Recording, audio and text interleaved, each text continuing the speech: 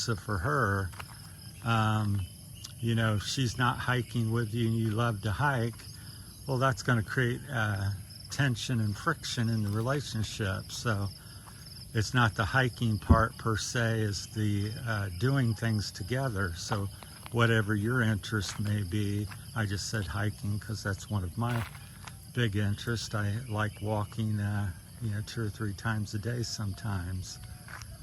But so whatever it may be, it could be swimming, sewing, whatever you spend your time doing. So,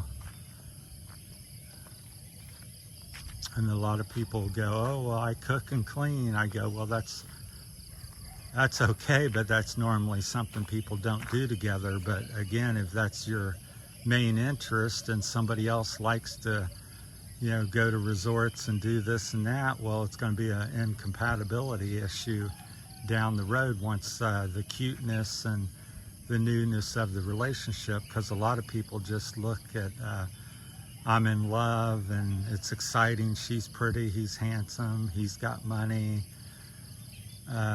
you know, they just look at that and it starts off and their heart's pounding and pitter patter and they're excited. But after a couple weeks, couple months of that, then it gets down to reality. And it's like, well, what are you going to do together? That's what I always ask myself and tell people to ask themselves. If I get that car, what am I going to do with it? If I get that woman, what am I going to do? What are we going to do? If I move to the Philippines, what are we going to do there? What's it going to be like? Well, ask these things before you jump in the plane and come here. Ask these things before you purchase that car. If you had that truck, what are you going to do with it? Are you going to make money with it? Is it going to sit there? What's it going to cost?